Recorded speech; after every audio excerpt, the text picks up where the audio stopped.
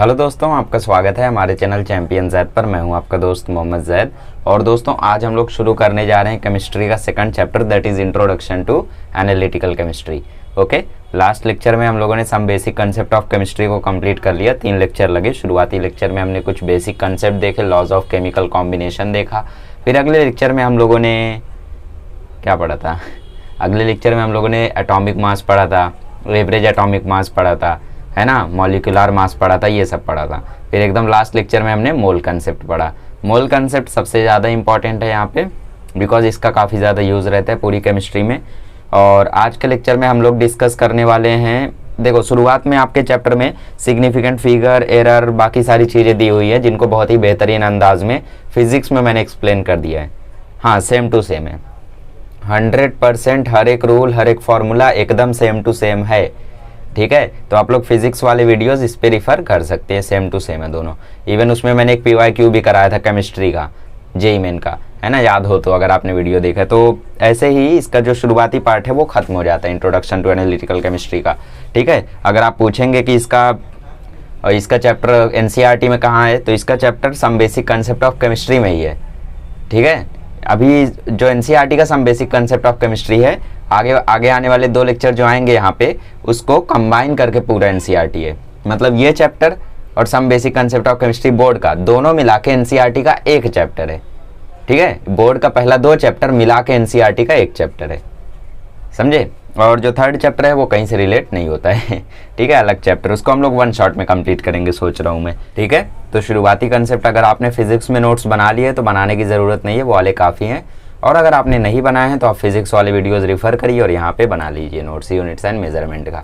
ठीक है, तो आज हम लोग शुरू करने जा रहे हैं एम्पेरिकल फार्मूला से, बट उससे पहले एक छोटा सा कंसेप्ट आ जाता है परसेंटेज कंपोजिशन का, परसेंटेज कंपोजिशन का। ठीक है, ये कंसेप्ट आ जाता है हम लोगों का। देखो, परसेंटेज कंपोजिशन का मतलब क्या है। सपोज मैं कोई भी यहाँ पे कंपाउंड लूँ, जैसे मैं यहाँ पे वाटर ले लूँ H2O, और आपसे मैं पूछूं कि वाटर में कितना परसेंटेज ऑक्सीजन है, वाटर में कितना परसेंटेज ऑक्सीजन है, ये मुझे पता करो, तो उसको हम बोलते हैं परसेंटेज कंपोजिशन। ठीक है, छोटी मोटी चीज़ों में ये कैलकुलेट करने आ सकता है, जैसे कॉलेज वगैरह में आ सकता है, ये हलवा क्वेश्चन है, यूनिट टेस्ट या सेमेस्टर में आ सकता है। ठीक है, बाकी जेईई वगैरह में ये छोटे कंसेप्ट की तरह यूज हो सकता है, बाकी उतना ज़्यादा IMP है नहीं। ठीक है, तो इसको निकालते कैसे हैं? परसेंटेज कंपोजिशन का फॉर्मूला है, फॉर्मूला अच्छे से नोट करते चलना, जितना चीज़ बोर्ड पे लिखता हूँ नोट करते चलना। ठीक है, और जो चीज़ें देखो, पढ़ाता 1 घंटा हूँ और लिखता कम हूँ, तो इसका मतलब मैं बोलता भी हूँ। तो जो बोलता हूँ ना, उसमें से कुछ इंपॉर्टेंट लगे तो उस वेव को अपनी राइटिंग में ट्रांसफॉर्म कर लेना। जो मैं बोलता हूँ उसको राइटिंग में ट्रांसफॉर्म कर लेना। मतलब जो मैंने बोला अभी कि H2O में ऑक्सीजन का जो परसेंटेज है वही परसेंटेज कंपोजिशन है, या फिर H2O में जो H2 का कंपोजिशन है, या फिर जो H2 का परसेंटेज है वही परसेंटेज कंपोजिशन है, तो उसको भी नोट कर लो। ठीक है, that's what I am trying to say. Percentage composition का फॉर्मूला होता है mass of that quantity in compound divide by mass of that quantity, sorry mass of compound, और इसको मल्टीप्लाई कर देना है 100 से। ऑब्वियस सी बात है, परसेंटेज है तो 100 से मल्टीप्लाई करेंगे ही। ठीक है, मास कौन सा? मोलर मास, मॉलिक्यूलर मास, है ना, 16 ग्राम 5 ग्राम वाला मास नहीं, मॉलिक्यूलर मास। चलो, तो H2O से ही शुरू करते हैं। H2O है यहाँ पे, ऑक्सीजन का मॉलिक्यूलर मास 16, हाइड्रोजन का मॉलिक्यूलर मास 1। ठीक है, तो मैं आपसे पूछूं ऑक्सीजन कितना है, तो पहले ऑक्सीजन का मास निकालो। यहाँ पे 1 ऑक्सीजन है तो 16 आ जाएगा। H2O का मॉलिक्यूलर मास निकालो, पहले लेक्चर में सिखाया मैंने। ठीक है, 2 H2 है मतलब 2 × 1, प्लस 1 ऑक्सीजन है तो 1 × 16, तो प्लस 2 + 16, ये आ गया 18। ठीक है, तो सॉल्व कर लो। Mass of that quantity in compound, कितना मास है? 16। मास ऑफ कंपाउंड कितना मास है? 18, मल्टीप्लाई बाय 100। काट दो इसको, कितना आंसर आएगा? 2 से काटो, 2 9 जा 18, 2 50 जा, और किससे कैंसिल हो रहा है चेक करो। ओके, और तो कैंसिल हो ही नहीं रहा है, तो मल्टीप्लाई कर दो ना। 16 5 जा 80, 800 डिवाइड बाय 9, 800 को 9 से उड़ा दो, नियरली 90% के करीब वैल्यू आ सकती है। ठीक है, लेट्स सी कितना था। 9 8 जा 72, 8098 जा 72, 8098 जा 72, 88, इसका आंसर आ जाएगा 88.9%। ठीक है, मतलब नियरली 89% ऑक्सीजन होता है। बचा कौन? हाइड्रोजन। तो हाइड्रोजन कितना है? 11%। ठीक है, इस तरीके से। तो मैं कुछ क्वेश्चन अब आपको दे देता हूं जिनको आपको सॉल्व करना है और कमेंट करना है या फिर अपनी बुक में लिखना है, और फिर आंसर करेक्ट आ जाए तो खुशी मनानी है। ठीक है, तो ये पहले फॉर्मूला नोट कर लो और उसके नीचे वाला एक एग्जाम्पल नोट कर लो, वेरी इंपॉर्टेंट। ठीक है, चलो अब मैं क्वेश्चंस देता हूँ। चलिए, तो कुछ क्वेश्चन आपकी स्क्रीन पर आ गए हैं, मैं काउंट कर लेता हूँ कितने क्वेश्चन हैं। 1 2 3 4 5 6 क्वेश्चन है आपके सामने। देखो, अब टॉपर और एवरेज में यहीं पे फर्क आ जाएगा।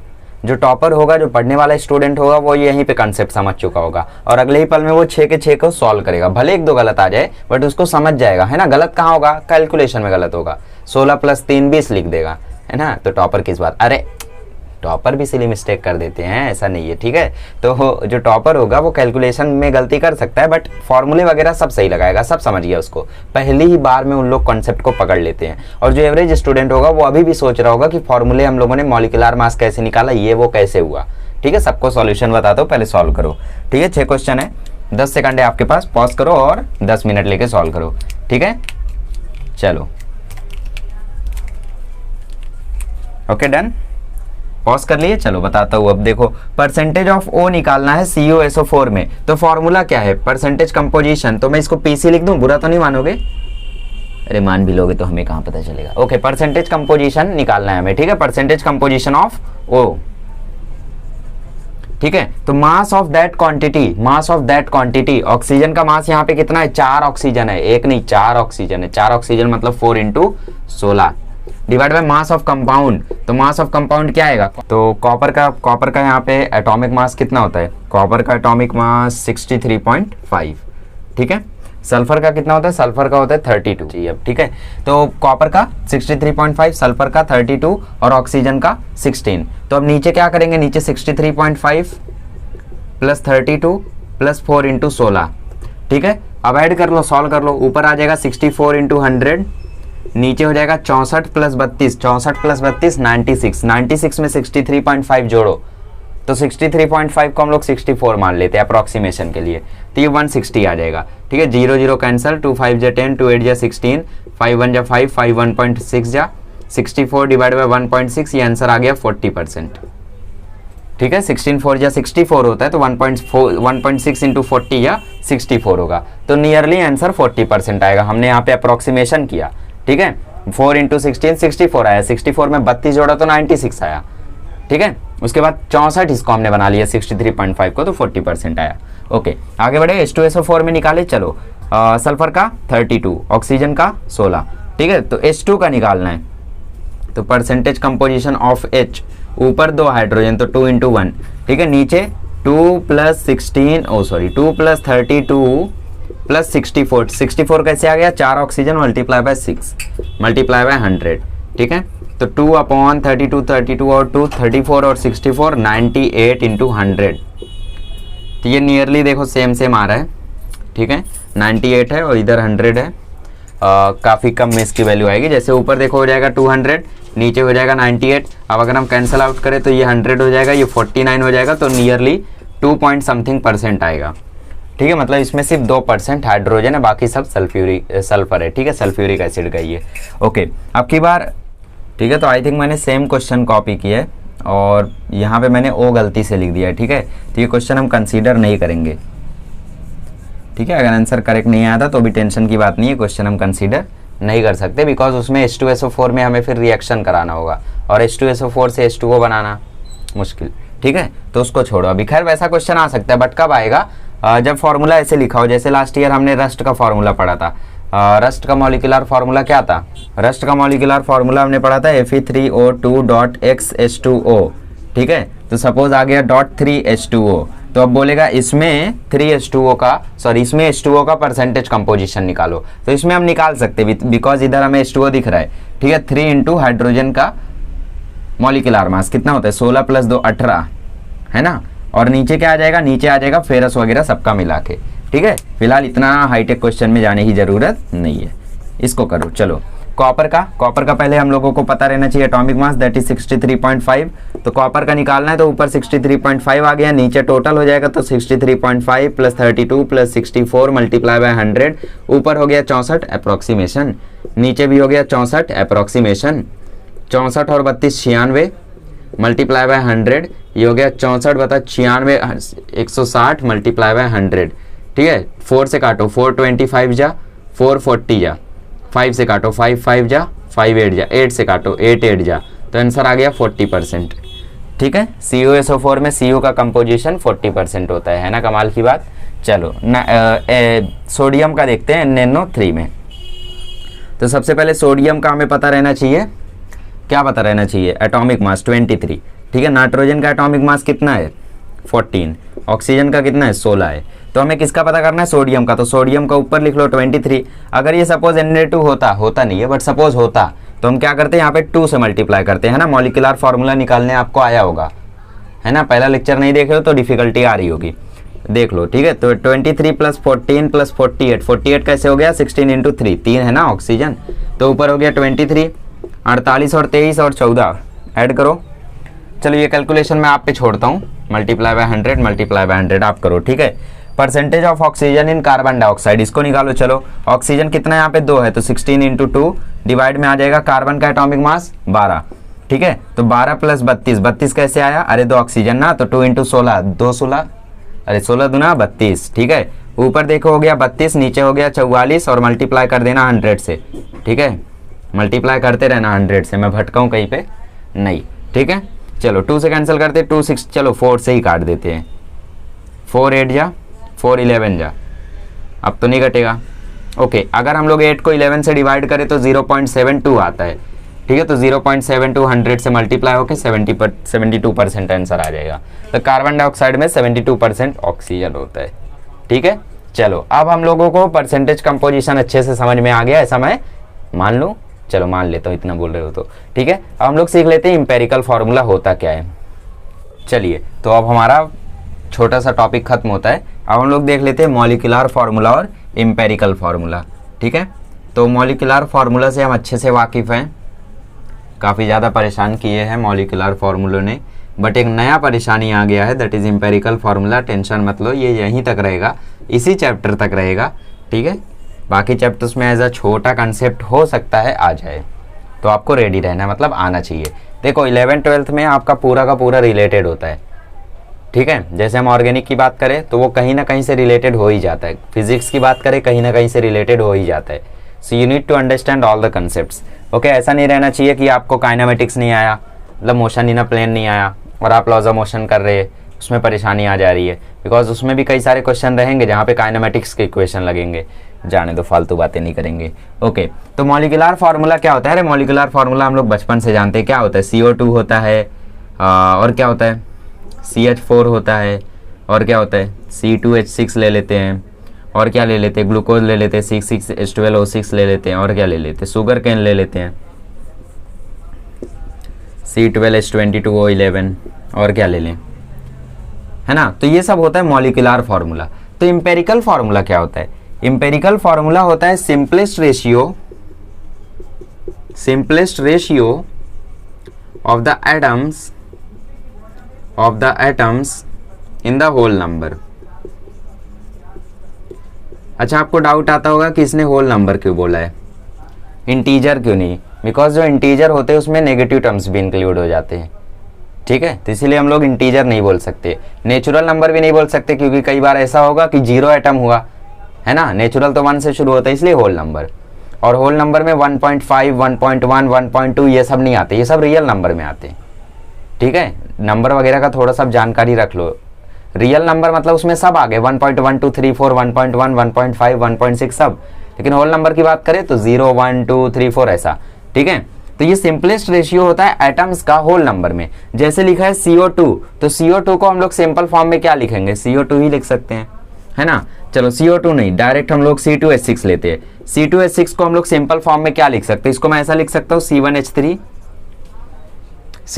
लिख सकता हूँ मैं, बिकॉज अगर इसको मैं 2 से डिवाइड करूंगा तो ये 1 आ जाएगा, ये 3 आ जाएगा, तो ये सिंपलेस्ट रेशियो हो गया। इसको ले लो, इसमें देखो सब 6 से डिविजिबल है, तो इसको मैं सिंपल फॉर्म में CH2O लिख सकता हूँ। है ना, C1H2O1। तो ये सिंपलेस्ट रेशियो होता है एटम्स का होल नंबर में, इसी को हम लोग बोलते हैं एम्पेरिकल फॉर्मूला। तो अब इसमें क्वेश्चंस कैसे कैसे बनते हैं, देखो सबसे पहला तो आपको जेईई मेन वगैरह में जो क्वेश्चन आएगा उसमें ये आएगा कि आपको वेट वगैरह दिया रहेगा और आपको बोलेगा एम्पेरिकल फार्मूला बनाओ, ठीक है। तो एम्पेरिकल फार्मूला कैसे बनाते हैं उसके लिए फार्मूला देख लेते हैं। अच्छा हम लोग कर क्या रहे, देखो मुझे बताओ एम्पेरिकल फार्मूला से अगर मुझे मॉलिक्यूलर फार्मूला में आना है तो मुझे क्या करना होगा। यहाँ पे 3 है, यहाँ पे 1 है, मुझे 2 और 6 लाना है, तो इसका मतलब मुझे यहाँ 2 से मल्टीप्लाई करना होगा, है ना। यहाँ 2 है, यहाँ 12 है, यहाँ 1 है, यहाँ 6 है, यहाँ 1 है, यहाँ 6 है। अगर मुझे यहाँ से यहाँ जाना है तो मतलब मुझे यहाँ 6 से मल्टीप्लाई करना होगा, है कि नहीं। 6 से मल्टीप्लाई करेंगे तो यहाँ से यहाँ हम पहुँच जाएंगे। तो इसका मतलब हम क्या कर रहे हैं, हम एक इंटीजर से यहाँ पे मल्टीप्लाई कर रहे हैं जिससे हम यहाँ से यहाँ पहुँच जा रहे हैं। तो क्या मैं इसका एक फॉर्मूला ऐसा लिख सकता हूँ, molecular formula is equal to n multiply by empirical formula, ऐसा मैं लिख सकता हूँ। नहीं बोलोगे तो भी लिखूंगा मैं, बोलो। अब तो हाँ बोलना ही पड़ेगा। लिख सकता हूँ, बिल्कुल लिख सकता हूँ, ठीक है। n क्या रहेगा, n की वैल्यू यहाँ पे 1 2 3 4 5 6 7 8 कुछ भी हो सकती है, ठीक है। तो अगर मुझे एम्पेरिकल फार्मूला से मॉलिक्यूलर फार्मूला में जाना है तो मुझे कोई एक नंबर से मल्टीप्लाई करना होगा। जैसे यहाँ पे C1H3 था, मुझे C2H6 में आना है तो 2 से मल्टीप्लाई किया, है ना, तो ये C2H6 हो गया। C1H2O था, यहाँ से मुझे मॉलिक्यूलर फार्मूले में आना है, यहाँ पे मुझे C6H12O6 दिखा तो मुझे 6 से मल्टीप्लाई करना पड़ा, ठीक है। तो सपोज किसी चीज का मुझे एम्पेरिकल फार्मूला मालूम पड़ गया तो मैं उसको नंबर से मल्टीप्लाई करके, मतलब जो भी नंबर हम फाइंड करेंगे, अभी क्वेश्चन कराऊंगा तो ज्यादा बेटर समझेगा, तो मुझे मॉलिक्यूलर फार्मूला मिल जाएगा। और सपोज मुझे मॉलिक्यूलर फार्मूला मालूम है तो क्या मैं एम्पेरिकल फार्मूला बना पाऊंगा, बिल्कुल बना लूंगा। कैसे, अरे देखो ये तुम्हारा क्या है, मॉलिक्यूलर फार्मूला बिना सोचे समझे सीधा बना दो। ये क्या है, मॉलिक्यूलर फार्मूला बिना सोचे समझे सीधा बना दो, ठीक है। तो molecular formula is equal to n into empirical formula, ये फार्मूला याद रख लो। एम्पेरिकल फार्मूला क्या होता है, simple ratio, simplest ratio of the atoms in the whole number. मतलब जो एटम C2H6 में लिखे जाते हैं उनको हम C1H3 लिख सकते हैं। और भी एग्जांपल देख सकते हो, जैसे C3H8 देख सकते हो, C4H10 देख सकते हो, और क्या देख सकते हो, C6H12 देख सकते हो। इसको क्या लिख सकते हैं, C1H2, इसको क्या लिख सकते हैं, C2H5, इसको क्या लिख सकते हैं, इसको यही लिखेंगे। क्यों, क्योंकि ये कोई डिविजिबल नहीं है किसी से, है ना, 8 3 से जाता है, ना 3 8 से जाता है, तो इसको हम लोग वैसा नहीं कर सकते। बाकी इसको देखो हमने 2 से डिवाइड कर दिया, इसको हमने 6 से डिवाइड कर दिया, तो सिंपलेस्ट रेशियो हम लोग बनाते हैं, ठीक है। तो एक क्वेश्चन मैं आपको दे देता हूँ, आंसर कमेंट करो। अगर कमेंट में आपने करेक्ट आंसर दिया तो इसका मतलब ये कंसेप्ट आपको आ गया है, ठीक है। मैं भी थोड़ा सा यहाँ पे निश्चिंत हो जाऊंगा, बिकॉज मुझे ऐसी फील आ रही है कि शायद आपको नहीं समझा होगा, ऐसा मुझे क्यों लग रहा है, आई डोंट नो, ठीक है। चलो तो क्वेश्चन दे देता हूँ मैं, C5H10 का मुझे सिंपलेस्ट रेशियो बताओ, और C7H21 का मुझे सॉरी ज़्यादा हो गया C8H18 का मुझे सिंपलेस्ट रेशियो बताओ। कमेंट में क्या करना है, हमें इसको रेड्यूस कर देना है बस, ठीक है, सिंपल बना देना है। जैसे C2H6 था तो 2 से हमने डिवाइड करके सिंपल बना दिया, ये C6H12O6 था तो मुझे 6 से डिवाइड करके सिंपल बना दिया, ठीक है। चलो छाप लो इसको, फिर हम इस पे क्वेश्चंस करते हैं। चलिए तो एक और अच्छी चीज़ आपको मैं बता देता हूँ। चलो जैसे हम लोगों का ग्लूकोज का एग्जाम्पल था ना, उसी को हम लोग वापस लाते हैं, C6H12O6, ठीक है। इसका एम्पेरिकल फार्मूला हमने अभी देखा था C1H2O1। अच्छा मुझे एक बात बताओ, इसका वेट कितना होगा, मॉलिक्यूलर मास निकालो तो इसका मॉलिक्यूलर वेट निकालो कितना होगा। 6 कार्बन है तो 6 × 12, 12 हाइड्रोजन तो 12 × 1, 1 क्या है, 12 क्या है, अरे atomic mass, 12 atomic mass of carbon, 1 atomic mass of hydrogen, 6 × 12, 6 × 16 that is atomic mass of oxygen. तो ये कितना आएगा, 72 + 12 84, 84 में 96 जोड़े तो 180 आ जाता है ना। अच्छा इसको बताओ कितना आएगा, 1 कार्बन मतलब 1 × 12, 2 हाइड्रोजन मतलब 2 × 1, 1 ऑक्सीजन मतलब 1 × 16, 12 2 14 16 30। अच्छा मुझे एक बात बताओ, अगर मुझे एम्पेरिकल फार्मूला से मॉलिक्यूलर फार्मूले में आना है तो यहाँ पे n की वैल्यू क्या रहेगी, मतलब किससे मैं मल्टीप्लाई करूँ कि यहाँ से यहाँ पहुँच जाऊँ। बिल्कुल ठीक है, आप मुझे 6 से मल्टीप्लाई करना होगा, है ना। अगर मैं 6 से इसमें मल्टीप्लाई करूंगा तो मैं यहाँ आ जाऊंगा, दोनों इक्वल हो जाएंगे। Molecular formula is equal to n into empirical formula. अच्छा मुझे एक बात बताओ, ये जो एम्पेरिकल वेट दिख रहा है, अगर मैं इसको 6 से ही मल्टीप्लाई करूं तो क्या मुझे मॉलिक्यूलर वेट मिल रहा है, क्या मुझे मॉलिक्यूलर वेट मिल रहा है उसको 6 से मल्टीप्लाई करने पे, बिल्कुल मिल रहा है। तो इसका मतलब जैसे हम लोग मॉलिक्यूलर मास को n इंटू इम्पेरिकल मास लिखते हैं, सॉरी, जैसे हम लोग मॉलिक्यूलर फार्मूला को n इंटू इम्पेरिकल फार्मूला लिखते हैं, वैसे ही हम लोग मॉलिक्यूलर वेट को n इंटू इम्पेरिकल वेट या फिर इम्पेरिकल मास लिख सकते हैं। ठीक है, तो यहां से एक नया फॉर्मूला आ जाता है, molecular weight is equal to n into empirical weight. अब देखो क्वेश्चंस कैसे इजीली सॉल्व होंगे। ये कंसेप्ट नहीं समझा क्या? चलो एक और एग्जांपल लेके करा देता हूँ। जैसे हम लोग C6H12 लाते हैं वापस, देखो ग्लूकोज जैसा ही हो गया, C7H14 लाते हैं, इसका इंपेरिकल फार्मूला क्या होगा? दोनों देखो 7 से डिविजिबल है, तो इंपेरिकल फार्मूला होगा C1H2। ओके, अब इसका मॉलिक्यूलर वेट निकालो, 7 इंटू 12, 14 इंटू 1, 12 सत्ते 84, 84 14 98। अगर मुझे यहाँ से यहाँ जाना है तो n की वैल्यू यहाँ पे क्या रहेगी? किससे मल्टीप्लाई करूँ कि C7H14 बन जाए? मुझे 7 से मल्टीप्लाई करना होगा, एम आई राइट? चलो देखते हुए इसका इंपेरिकल वेट आने के बाद किससे मल्टीप्लाई करना पड़ता है। ओके, एक कार्बन है तो 12 इंटू 1, 2 हाइड्रोजन है तो 2 इंटू 1, ये देखो वैल्यू आ रही है 14। तो अगर मैं 14 से 7 से मल्टीप्लाई करूँ तो क्या मुझे 98 मिल रहा है? बिल्कुल मिल रहा है। तो मतलब जैसे एक रिलेशन था molecular formula is equal to n into empirical formula, वैसे एक और रिलेशन आया molecular weight is equal to n into empirical weight. ठीक है, अब इसी पर बेस्ड हम लोग कुछ क्वेश्चन सॉल्व कर लेते हैं ताकि आपके कॉन्सेप्ट एकदम क्लियर हो जाए। तो पहले मैं आपको कुछ इजी क्वेश्चंस करा देता हूँ एनसीईआरटी के जैसा। ठीक है, उसके बाद जो परसेंटेज कंपोजिशन को मिक्स करके क्वेश्चंस बने हैं वो थोड़े से हार्ड होते हैं, उसके लिए स्टेप्स मैं लिखाऊंगा कि उन्हें कैसे सॉल्व करते हैं। ठीक है, पहले कुछ इजी क्वेश्चन कर लो ताकि आपको थोड़ा सा कॉन्फिडेंस बिल्ड हो जाए। ठीक है, कॉन्फिडेंस एक बहुत ही ज़्यादा ज़रूरी चीज़ होती है। आप लोग सॉल्व करो, तब तक मैं थोड़ा सा प्रवचन दे देता हूँ। तो देखो, अगर आपके पास कॉन्फिडेंस है ना तो आपको ऐसा लगेगा कि मैं कुछ भी कर सकता हूँ, बट अगर आपके पास कॉन्फिडेंस नहीं है तो मतलब आपको ऐसा लगेगा कि यार मैं 10वीं में भी पास भी नहीं हो सकता। तो कॉन्फिडेंस बहुत इंपॉर्टेंट चीज़ होती है, तो इसीलिए कोई भी ऐसा काम मत करना जो आपका कॉन्फिडेंस बिगाड़ दे। जैसे कई सारे लोग क्या करते हैं, बहुत ही भारी भारी बुक लेकर बैठ जाते हैं, सोचते हैं आज ही मैं IITN बन जाऊँगा या ईयर 1 तो मेरा ही है, बट जब सॉल्व करने बैठते हैं 10 में से एक भी सवाल नहीं बनता है, तब उनको लगता है अरे यार अब तो मेरा कुछ नहीं हो सकता है। ठीक है, तो इसीलिए ऐसी जगह से पढ़ाई करो, ऐसी चीज़ों से पढ़ाई करो, ऐसी बुक से पढ़ाई करो जहाँ पे हार्ड क्वेश्चन के साथ इजी क्वेश्चन भी हो, भले ही वो क्वेश्चन ना आए। आई नो कि जेई बहुत ही हार्ड पेपर है, उसमें इजी क्वेश्चन नहीं आते उतने। ठीक है, खैर अभी तो लेवल डाउन है जेई मेंस का, बट एडवांस की बात करें तो इसीलिए आपको अपना जो कॉन्फिडेंस है वो थोड़ा सा हाई रखने के लिए आपको ईजी क्वेश्चन भी चाहिए थोड़े से। ठीक है, that's why everyone recommend HC Verma, वरना वो लोग आई रोडोव भी बोल सकते थे, जाओ आई रोडोव सॉल्व करो तुम्हारा ईयर 1 फिक्स है। बट डायरेक्ट आप आई रोडोव लेकर बैठ जाओगे तो कैसे हो पाएगा? First of all you have to solve HC Verma, because starting questions उसमें काफ़ी ज़्यादा इजी हैं, वो कभी नहीं आएंगे जेई मेन के पेपर में, बोर्ड में भी नहीं आते, इतने ईजी है। हाँ, इतने ईजी तो नहीं है, हाँ मतलब बोर्ड में तो नहीं आते हैं, बट फिर भी थोड़ा सा कॉन्फिडेंस के लिए ज़रूरी रहता है। ठीक है, तो वैसे ये भी एक क्वेश्चन है जो आपको कॉन्फिडेंस दिलाएगा। तो प्रवचन खत्म करते हुए यहाँ पे क्वेश्चन में क्या बोला है, आपको बस ये 2 फॉर्मूले का यूज करना था। आई नो आपने सॉल्व किया होगा, क्या आंसर आया मुझे भी नहीं पता, चलो सॉल्व करके देखता हूँ। एक कंपाउंड का मॉलिक्यूलर वेट है 126 का और उसका इंपेरिकल फार्मूला है C1H2। ठीक है, तो यहाँ पे हमें इंपेरिकल फार्मूला मालूम है, मॉलिक्यूलर वेट मालूम है। एक बात बताओ, क्या मैं इंपेरिकल वेट निकाल सकता हूँ?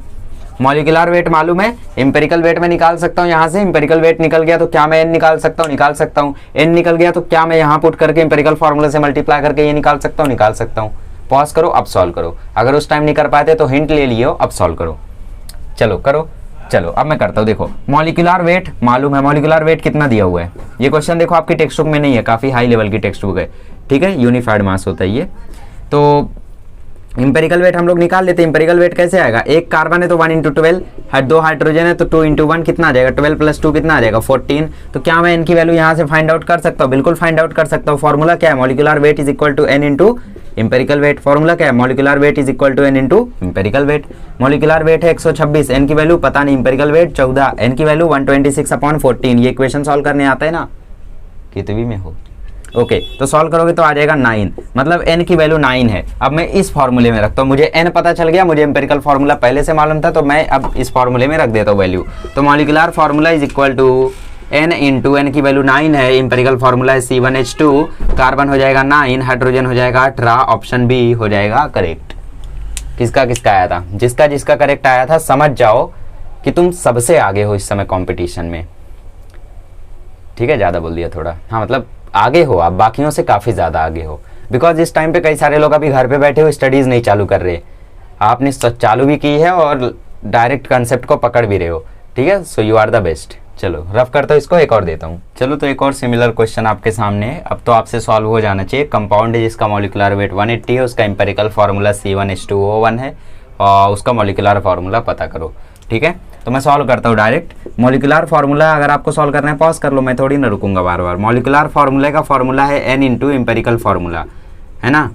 बट मुझे मॉलिक्यूलर फार्मूला भी नहीं मालूम है और n की वैल्यू भी नहीं मालूम है, तो मुझे पहले n पता करना होगा। n के लिए क्या फार्मूला है? n के लिए फार्मूला है molecular weight upon empirical weight, है कि नहीं। अब मॉलिक्यूलर वेट क्या है यहाँ पे 180, एम्पेरिकल वेट क्या हो जाएगा C1 मतलब 12, हाइड्रोजन 2 मतलब 1, 2 इंटू 1 और ऑक्सीजन 1 तो मतलब 1 इंटू 16, 14 16 30, कट के देखो 6 आ गया, तो मतलब n की वैल्यू क्या है 6 है, तो 6 इंटू C1H2O1, तो ग्लूकोज का ही एग्जाम्पल मैंने दिया था यहाँ पे थोड़ा घुमा के। ठीक है, C6H12O6 दैट्स द फार्मूला। तो ये तो इजी सवाल हो गया। अब सवाल को थोड़ा सा डिफिकल्ट बनाते हैं, इसके बाद हम लोग मेन क्वेश्चन पर आएंगे जो कि इंपॉर्टेंट है। ठीक है, कर लिए इसको, आया आंसर, बहुत अच्छे। चलिए तो एनसीईआरटी से थोड़ा सा एक डिफिकल्ट क्वेश्चन उठाया मैंने। एक कंपाउंड है जिसका वेपर डेंसिटी यहाँ पे मैंने बोल दी है 45 है और उसका एम्पेरिकल फार्मूला है CHO2। तो मुझे बताओ उसका मॉलिक्यूलर फार्मूला क्या होगा। अभी तक कैसा था, मुझे यहाँ पे मॉलिक्यूलर मास दिखता था, अभी क्या दिख रहा है वेपर डेंसिटी। तो लोग तो यहाँ पे बोल्ड हो गए होंगे सीधा, तो मैं उनको बता देता हूँ, थोड़ा सा उठ जाओ, निराश मत हो। ठीक है, अभी तो सीख रहे हो ना, तो अभी इतना डिप्रेस होने की ज़रूरत नहीं है।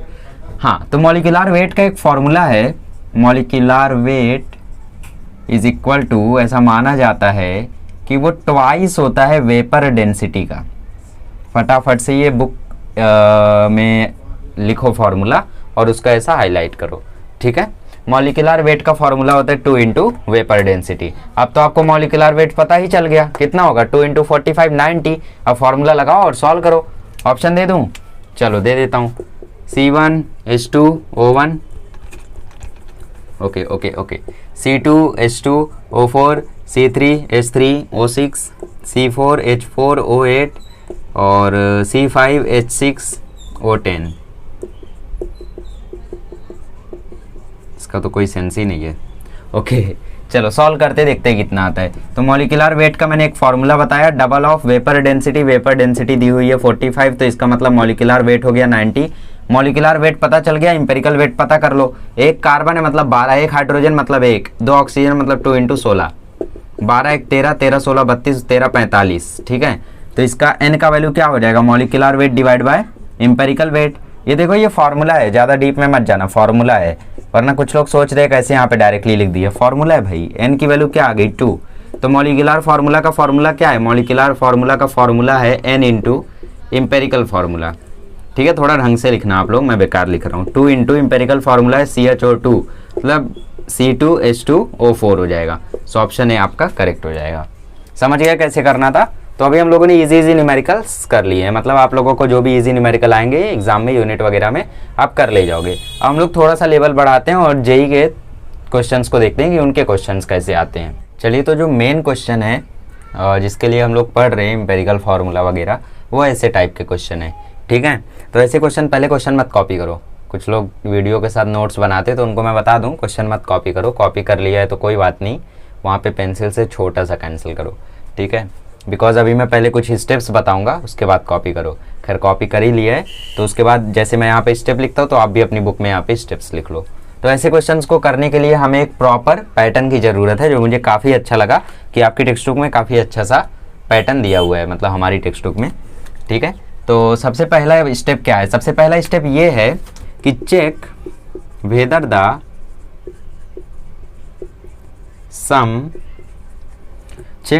सम ऑफ ऑल द परसेंटेज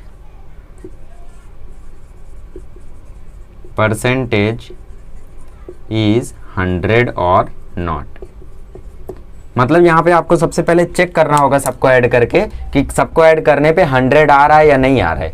कुछ लोग बोलेंगे यहाँ पे नहीं आ रहा है, तो नहीं आ रहा है तो आपको ऐसा मानना होगा कि जितना परसेंट छूट रहा है उतना परसेंट हमारा ऑक्सीजन है। सपोज यहाँ पे मैं क्लोरीन का मास ना दिखाऊं, 4% ऑक्सीजन 24% कार्बन, मतलब 28% टोटल, तो बाकी तो मुझे 100 तो दिख ही नहीं रहा है। 72 ग्राम कहाँ जा रहे हैं, तो सॉरी 72% कहाँ जा रहे हैं, तो 72% ऑक्सीजन है, हमें ऐसा मानना होगा, नहीं दिखेगा तो ठीक है, इसलिए सबसे पहले ये चेक करेंगे। दूसरा स्टेप क्या है, परसेंटेज कंपोजिशन का फॉर्मूला लगाएंगे और परसेंटेज से हम लोग इसको मास में कन्वर्ट करेंगे। ठीक है, कन्वर्जन ऑफ, जैसा लिखा है यहाँ पे मैं वैसा ही लिख रहा हूँ। ठीक है, conversion of mass proportion, mass percent, ठीक है, conversion of mass percent two grams. हम लोगों को मास को जो परसेंटेज में दिया है उसे हमें ग्राम में कन्वर्ट करना है, ये सेकंड स्टेप है। ठीक है, फिर थर्ड स्टेप में क्या है, थर्ड स्टेप में है convert into number of moles, convert into number of moles of each element, of each element. ठीक है, फिर चौथा स्टेप क्या है, divide the mole value obtained above, mole value obtained above. ये सब स्टेप आपको याद नहीं करने हैं, टेंशन मत लो, रटना नहीं पड़ेगा। क्यों, क्योंकि हम अभी 3 सवाल करेंगे, 4 सवाल करेंगे, एक्सरसाइज में बहुत सवाल है तो बवाल हो जाएगा। ठीक है, सब याद हो जाएगा, कुछ याद नहीं करना है। मुझे भी ये सब याद नहीं है, बिकॉज मैं क्वेश्चन यहाँ पे करता हूँ तो मुझे पता है कैसे कैसे क्या क्या करना है ना, वो तो मैं स्टेटमेंट के लिए ऐसा रिफर कर रहा हूँ, है ना। मतलब ये थोड़ी ना मुझे याद है, मुझे सिर्फ स्टेप्स याद है कि क्वेश्चन को कैसे सॉल्व करते हैं, तो ये याद नहीं करना है, बस लिख लो, ज़रूरत पड़ सकती है। हाँ, divide the mole value obtained above by the smallest value.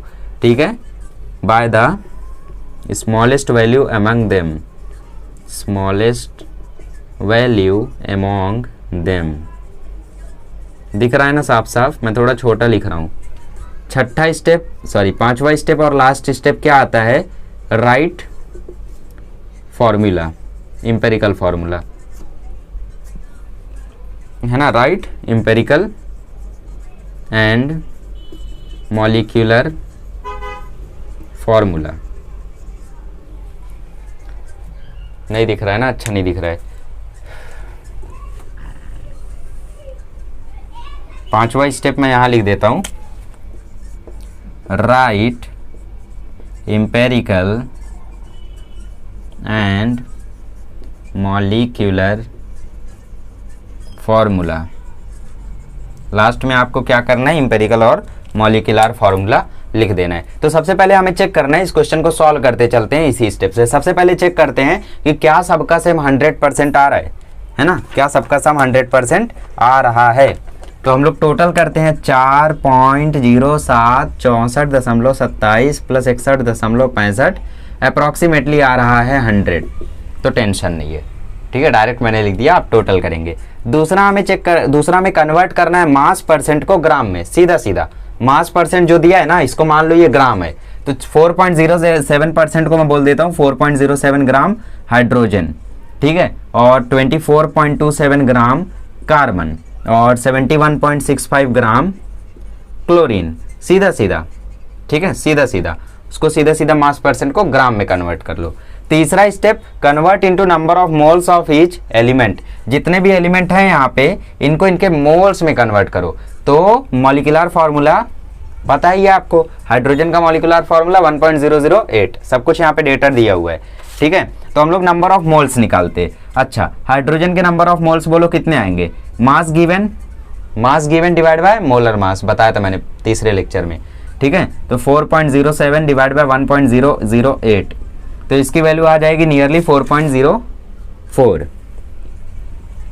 ठीक है, फिर इसका कन्वर्ट करो कार्बन का, तो कार्बन के नंबर ऑफ मोल्स हो जाएंगे मास given divide by molar mass, तो इसके आ जाएंगे 2.02। क्लोरीन का कन्वर्ट करो, क्लोरीन है 71.65 और इसका मॉलिक्यूलर फार्मूला होता है 35.5, तो ये भी आ जाएगा 2.02। तो सबके नंबर ऑफ मोल्स यहाँ पे निकल चुके हैं।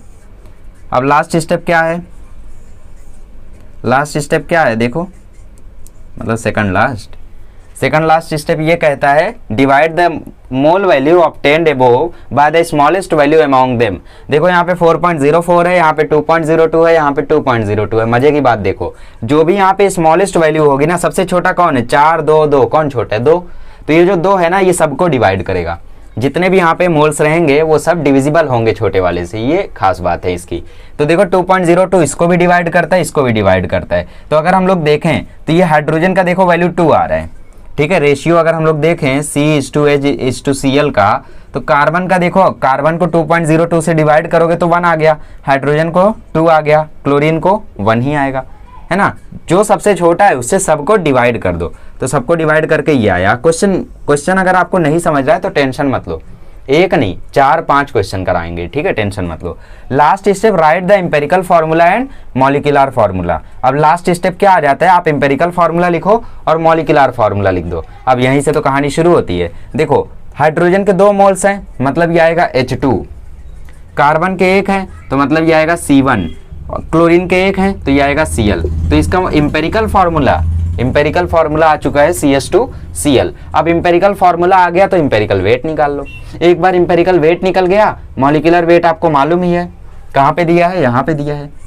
मॉलिक्यूलर वेट आपको मालूम ही है, एम्पेरिकल वेट आप निकाल ही लोगे तो n की वैल्यू आ ही जाएगी। n की वैल्यू आ गई तो एम्पेरिकल फार्मूला आपको मालूम ही है, n की वैल्यू पता ही है, मॉलिक्यूलर फार्मूला आ ही जाएगा।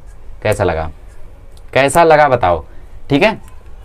तो मैं फॉर्मूले को एकदम साइड में कर देता हूँ, इसको मैं दोबारा से यहाँ पे लिस्ट कर देता हूँ और क्वेश्चन को हम लोग इसके अंजाम तक पहुँचाते हैं कि अभी पहुँचा दें। चलो अभी पहुँचा देते हैं, ठीक है। तो हमें एम्पेरिकल फार्मूला मिल चुका है, तो अब n की वैल्यू निकालते हैं, ठीक है। कहीं पे कोने में हम लोग निकालते हैं। n की वैल्यू का फॉर्मूला हो जाएगा molecular weight, that is 98.96 divide by empirical weight carbon 1 तो 1 × 12, 2 हाइड्रोजन तो 12 + 2, क्लोरीन 35.5, 14 + 35.5 कितना आ जाएगा 49.5। तो इसका आंसर 2 आ जाएगा अप्रोक्सीमेटली नहीं 2 ही आएगा, ठीक है, नियरली मतलब 1.999 ऐसा। तो n की वैल्यू हमें 2 मिल गई। अब n की वैल्यू 2 है तो मतलब इसको 2 से मल्टीप्लाई कर दो, तो फॉर्मूला बन गया C2H4Cl2, ठीक है। लेट मी चेक, यही आया है क्या, हाँ C2H4Cl2। समझ गया कैसे करना था। सबसे पहले हम चेक करेंगे क्या सबका परसेंटेज 100 आ रहा है। दूसरा हम मास परसेंट को डायरेक्ट मान लेंगे ग्राम में है, ठीक है, जो भी हमें दिया हुआ है परसेंटेज को मान लेंगे ग्राम में है। तीसरा स्टेप हम लोग नंबर ऑफ मोल्स में कन्वर्ट करेंगे, उसको कैसे कन्वर्ट करेंगे, ऐसे है ना, जितना मास हमने निकाला उसको डिवाइड करेंगे उसके मॉलिक्यूलर मास से। ये 1.008, टेंशन मत लो, 1 ही रखना आप, ठीक है, टेंशन नहीं है, 1 ही रखना। आप जब खुद से सॉल्व करोगे तो 1 ही रखना। ये सॉल्व एग्जांपल था इसलिए मैंने ऐसा कराया, अभी मैं करूंगा तो वैसे ही करूंगा, ठीक है। चौथा step divide the mole value obtained above by the smallest value among them, ठीक है। इसमें सबसे छोटी वैल्यू जो आई है 2.02, 2.02, 4.04, इसमें से सबसे छोटी जो वैल्यू है उसी से सबको डिवाइड कर दो। इसको किए तो 1 आया, इसको किए तो 1 आया, इसको किए तो 2 आया। तो ये जो 1:2:1 का रेशियो आया ना, यही तुम्हारा इंपेरिकल फार्मूला निकल गया। इंपेरिकल फार्मूला आ गया तो इंपेरिकल वेट आ गया, इंपेरिकल वेट आ गया, मॉलिक्यूलर वेट मालूम ही है तो आपका फार्मूला आ गया। समझ गए स्टेप्स। चलो अब मैं कई सारे क्वेश्चंस कराता हूँ। तो गाइज आई थिंक आज का लेक्चर पूरा इंपेरिकल फार्मूला में ही जाएगा। कोई बात नहीं, हम लोग भले ही स्लो जाएंगे बट हर एक चीज़ को एकदम डीप में सीखेंगे, है ना। कोई भी चीज़ हो उसको एकदम पुर्जा उसका सीख लेंगे। जैसे इंपेरिकल फार्मूला ही देख लीजिए, एकदम खोल कर रख दिया इसको, ठीक है। तो पिटारे में से एक और क्वेश्चन आया है, इसमें बोला एक कंपाउंड का मोलर मास 159 है और पाया गया कि उसमें 39.62% कॉपर है और 20.13% सल्फर है। तो एक बात बताओ, उसका मॉलिक्यूलर फार्मूला क्या होगा। दिया हुआ है कि कॉपर का एटॉमिक मास है 63 और सल्फर का एटॉमिक मास है 32, 63.5 तो नहीं है, हाँ 63 है, ठीक है। तो हमें बताओ उसका मॉलिक्यूलर फार्मूला क्या होगा। तो सबसे पहला स्टेप चेक करो, स्टेप्स लिखे ना अपनी बुक में, चलो पढ़ो उनको और चेक करो। सबसे पहले चेक करो क्या इनका टोटल 100% आ रहा है। तो अगर मैं देखूं तो 39.6 को अगर मैं ऐड करूं 20.13 से, तो ये नियरली आ रहे हैं 75, है ना। 39, 20, 59, 62, 13, 59.75, मतलब यहाँ पे ऑक्सीजन भी है। कितना होगा, ऑक्सीजन होगा 100 - 59.75, है ना। तो ऑक्सीजन होगा 40.25%, तो यहाँ पे ऑक्सीजन भी ऐड कर लो 40.25%। अगला स्टेप क्या था, जो भी परसेंटेज में दिया है उसको सीधा मास में कन्वर्ट कर लो। तो मतलब यहाँ पे 39.62 ग्राम कॉपर है और 20.13 ग्राम सल्फर है और 40.25 ग्राम ऑक्सीजन है ना। चलो अब मोल्स निकाल ले हम लोग, चलो मोल्स निकालते हैं। तो mole is equal to mass given divide by molar mass. तो मास दिया हुआ है 39.62, मास होता है इसका 63, कैंसिल करोगे तो 0.625 आएगा, है ना, 629 आएगा। ठीक है, कैलकुलेशन आप लोग कर लेना, केमिस्ट्री की कैलकुलेशन थोड़ी सी हार्ड होती है, इट्स ओके, मैनेज कर सकते हो, लॉग वगैरह लगा देना। इसके मोल्स निकालते हैं। ठीक है, ये मोल किसका आया, ये मोल आया है कॉपर का, इसका मोल निकालते हैं। इसका मोल निकालेंगे तो कितना आएगा 20.13, सल्फर का होता है 32, तो इसका भी आ जाएगा 0.629। ठीक है, ये हो गए इसके मोल्स। अब इसके भी मोल्स देख लेते हैं। इसके मोल्स आएंगे 40.25 डिवाइड बाय 32, तो इसको डिवाइड करो तो 0.9, अब की बार 1.2 पॉइंट पे मामला पहुंच जाएगा। ओके, एक ही ऑक्सीजन का एटम लेना है हम लोगों को। ठीक है, एक ही ऑक्सीजन रहेगा, तो 16 है, तो अब की बार 2.516 आ गया। ठीक है, ये मोल्स आ गए ऑक्सीजन के। अब अगला स्टेप क्या था, अगला स्टेप था कि सबसे छोटी वाली वैल्यू से सबको डिवाइड कर दो। तो सबसे छोटे तो यही दोनों दिख रहे, तो सबको डिवाइड कर दो। सबको डिवाइड करोगे तो copper is to sulphur is to oxygen का रेशियो क्या आया, इसको डिवाइड किया 1, इसको डिवाइड किया 1, इसको डिवाइड करो 6 4 जा 24 होता है, इधर 25 दिख रहा है तो ये 4 आएगा। ठीक है, तो एम्पेरिकल फार्मूला हमें मिल चुका है। ये रेशियो ही क्या है, एम्पेरिकल फार्मूला है। एक कॉपर मतलब Cu, एक सल्फर मतलब S, एक 4 ऑक्सीजन मतलब CuSO4। CuSO4 हमें मिल चुका है एम्पेरिकल फार्मूला। अब हमें एम्पेरिकल फार्मूला मिला है तो हम एम्पेरिकल वेट निकाल लेते हैं। एम्पेरिकल वेट कैसे आता है, कॉपर का 1 × 63 प्लस सल्फर का एटॉमिक मास प्लस ऑक्सीजन का एटॉमिक मास, कितना आ गया 64 32 96 63 159 आ गया एम्पेरिकल वेट। तो n की वैल्यू निकाल लो। n की वैल्यू कैसे निकालोगे, molecular weight upon empirical weight, है ना। तो n की वैल्यू आ जाएगी, मॉलिक्यूलर वेट दिया हुआ है 159, एम्पेरिकल वेट निकाले 159, कट के वैल्यू आ गई 1। एक बात नोट करके लिख दो, व्हेनेवर, नोट करो, बुक निकालो, नहीं बना रहे हो ना नोट्स, चलो न मत बनाओ, मैं बोल देता हूँ जब भी whenever the value of n is 1 then the empirical formula is equal to molecular formula। समझने की बात है। अरे अगर n 1 हो गया तो ये दोनों बराबर हो जाएंगे ना। और CuSO4 सुना है, Cu2H2O8 सुना है, नहीं सुना है, सुन सकते हो बाद में, ऐसा कुछ नहीं है। ठीक है, CuSO4 जो एम्पेरिकल फार्मूला है वो ही इक्वल है मॉलिक्यूलर फार्मूला के, समझ गए। चलो अब कुछ क्वेश्चन एक्सरसाइज के कर लेते हैं। खैर आज तो यही हो पाएगा, अगले लेक्चर में स्टोइकियोमेट्री और लिमिटिंग रिएजेंट कर लेंगे। ठीक है, बाकी मोलैरिटी वगैरह अगले लेक्चर में। चलिए, तो एक टेक्स्ट बुक का ही क्वेश्चन आपके सामने आ चुका है। ठीक है, इससे ज़्यादा हार्ड क्वेश्चन नहीं बनाए जा सकते एम्पेरिकल फार्मूले में, वही वेपर डेंसिटी वगैरह मिक्स कर देंगे बस, उससे ज़्यादा कुछ हो ही नहीं सकता है। ठीक है, इतना भी ज़्यादा उन लोग घुमा ही नहीं सकते, बिकॉज हमने उसको एकदम डीप में स्टडी कर लिया है ना। जेई वगैरह में जो क्वेश्चन आते हैं वो क्वेश्चन कंसेप्ट से नहीं आते हैं, कंसेप्ट की डीप से आते हैं, कंसेप्ट के अंदर से आते हैं, कंसेप्ट की गहराई से आते हैं। तो उस गहराई को हम लोग समझ चुके हैं। अब हमें टेंशन नहीं। आज तक हम लोगों ने जितने लेक्चर किए सब में हम लोगों ने 100% दिया, है ना। थोड़ा सा डिले हुआ लेक्चर में, कुछ मेरी ही गलतियाँ थी उसमें जिसकी वजह से डिले हुआ, है ना। पता नहीं क्यों आलस आ रहा था, बनाने का ही मन नहीं कर रहा था 5 दिन से। जो बैंक में वीडियोस थे वही डालते गया, फिर 2 दिन पता चला वीडियो ही नहीं आए।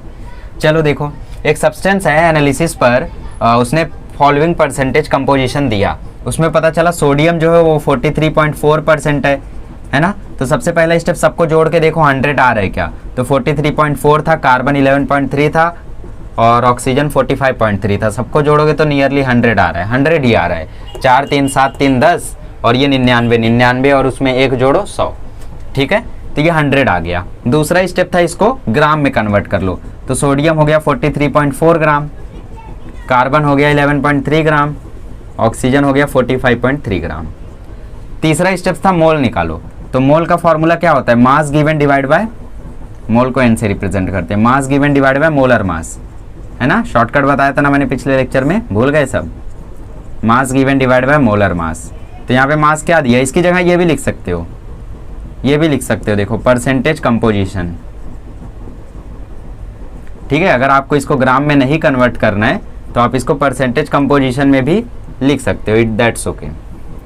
हाँ, तो परसेंटेज कंपोजिशन क्या है इसका 43.4 और सोडियम का मॉलिक्यूलर फार्मूला क्या होता है 23।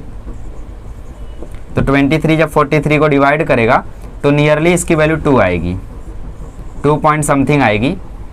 मुझे कैलकुलेट अब करना होगा, अच्छा नहीं 2 नहीं आएगी, 1 के ही अंदर आएगी। चलो देखते हैं कितनी आएगी। 23 1 जा 23, ये कट के आया 204, 23 9 जा चेक करते हैं, 9 3 जा 27, 2 9 2 जा 18, 207 नहीं, 1.89 के करीब आएगी।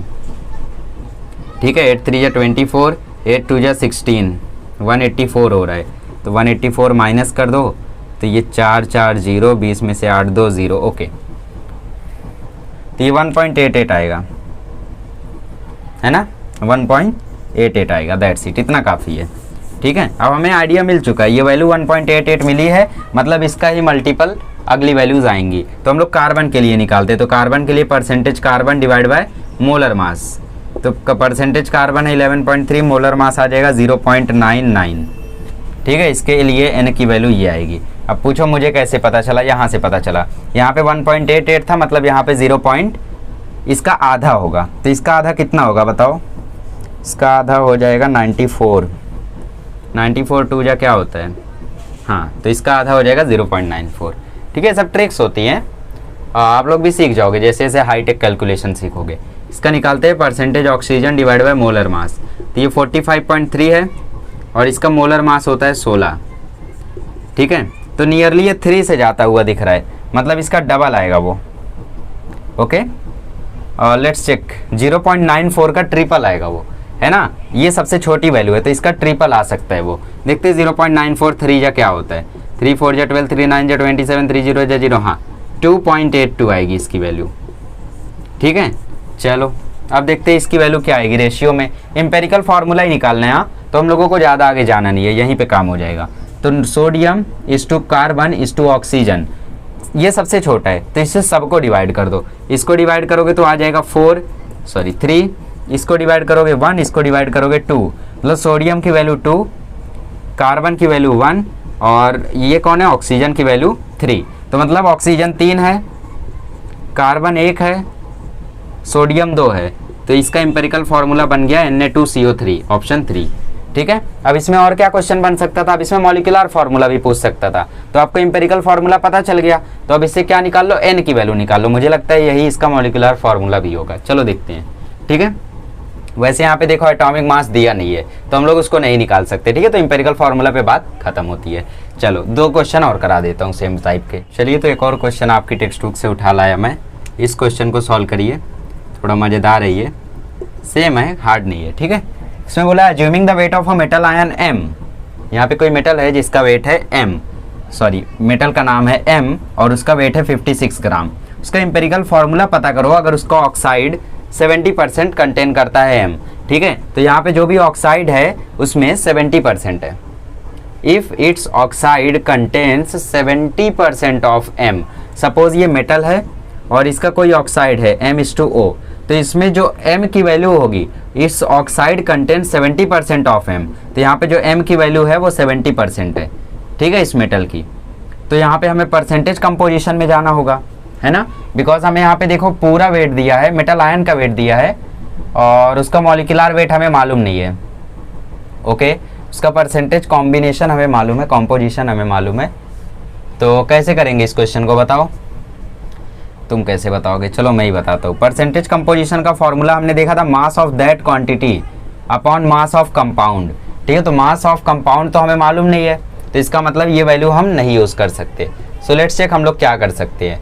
चलो, तो सबसे पहले हम क्या करेंगे, चेक करेंगे टोटल कितना आ रहा है, तो 70% ही है खाली, तो मतलब यहाँ पे 30% क्या होगा, ऑक्सीजन मॉलिक्यूल होगा। ठीक है, तो ऑक्सीजन हो गया यहाँ पे 30 ग्राम, मेटल जो भी है वो हो गया 70 ग्राम, ऐसा हमने मान लिया। नंबर ऑफ मोल्स निकालते तो ऑक्सीजन का आ जाएगा 13 डिवाइड बाई 16, दैट्स इट 1.8 के नियरली। ठीक है, और अगर हम लोग मेटल आयन की बात करें तो मेटल आयन है 70 और इसका मॉलिक्यूलर वेट कितना है, इसका मॉलिक्यूलर वेट है 56। ठीक है, हाँ 56, तो इसको करो कितना आएगा देखो,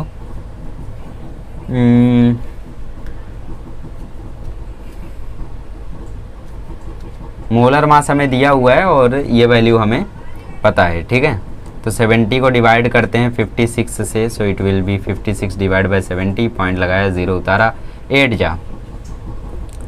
ठीक है, 56 7 1 जा 7, 8 जा, तो 1/8, 10/8, 10/8 आया, तो 1.25 आ गई इसकी वैल्यू।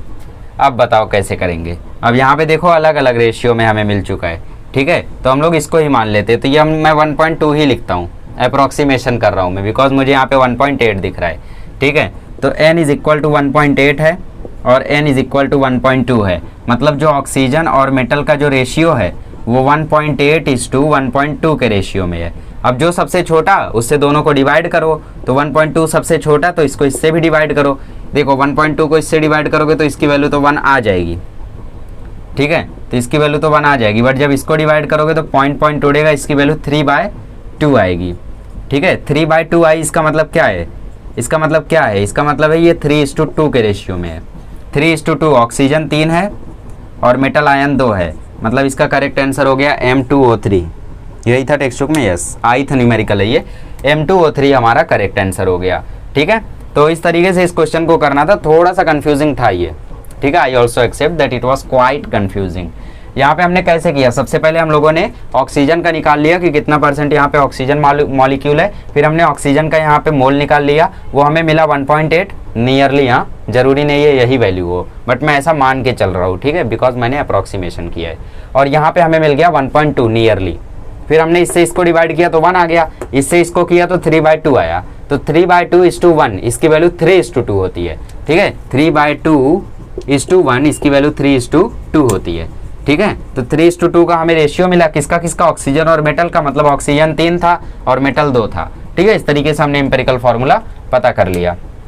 अब इसका मॉलिक्यूलर फार्मूला अगर आपको पता करना है तो मेटल के बारे में मालूम रहना चाहिए कौन सा मेटल है, ठीक है। और 56 ग्राम तो यहाँ पे आपको दिया हुआ है, तो ट्राई करो।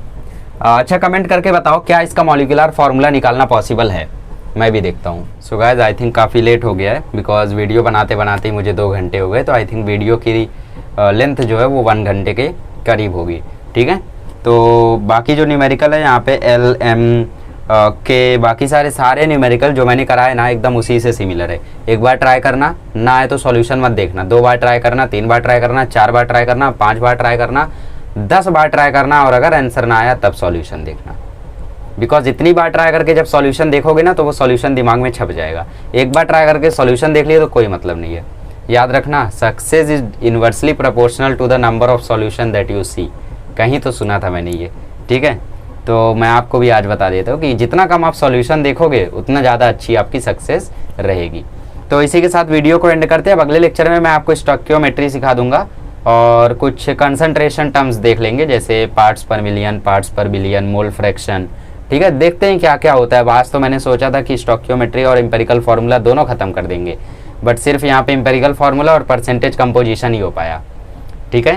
तो कोशिश कर रहा हूँ कि बेस्ट कंटेंट आपको प्रोवाइड करूँ। अब बेस्ट कंटेंट प्रोवाइड करने के लिए टाइम तो लग ही जाता है, ठीक है। चलिए अगले लेक्चर में मतलब कोशिश करेंगे कि इसको 2 लेक्चर में ख़त्म कर दे, फिर अगला चैप्टर तो 1 शॉट में जाएगा, बिकॉज उसमें न्यूमेरिकल वगैरह कुछ नहीं है। लेट मी चेक, एक बार मैं चेक कर लेता हूँ कि कहीं मैं गलत तो नहीं हूँ। ओके, इसमें सही में न्यूमेरिकल वगैरह नहीं है, तो टेंशन मत लो, इसको 1 शॉट में उड़ा देंगे हम लोग, इंपॉर्टेंट भी नहीं है, ठीक है। फटाफट मैं आपको ये सिखा दूंगा, कोई टेंशन नहीं इस चैप्टर की, ठीक है। फिर अगले चैप्टर से हमारा मेन जर्नी शुरू होगा, बिकॉज वहीं से भर भर के क्वेश्चन आते हैं। स्ट्रक्चर ऑफ एटम हो गया, मॉडर्न पीरियोडिक टेबल हो गया, रेडॉक्स रिएक्शन हो गया, केमिकल इक्विलिब्रियम हो गया, यहीं से क्वेश्चन आते हैं अच्छे अच्छे, ठीक है। तो वहाँ से हम लोग अच्छे अच्छे क्वेश्चंस को सॉल्व करेंगे। फिलहाल तो पढ़ते रहिए, और लेक्चर्स आते हैं तो उन्हें देखिए, नहीं आते तो रिवीजन करिए। टाइम ही टाइम है आपके पास, बट याद रखना, ये सोच के मत बैठे रहना अभी कि मेरे पास टाइम है। टाइम कब चला जाएगा you will not realise, remember, ठीक है। चलिए अगले लेक्चर में मिलेंगे तो हम सीखेंगे स्टोइकियोमेट्री। तब तक के लिए द गुड द बाय।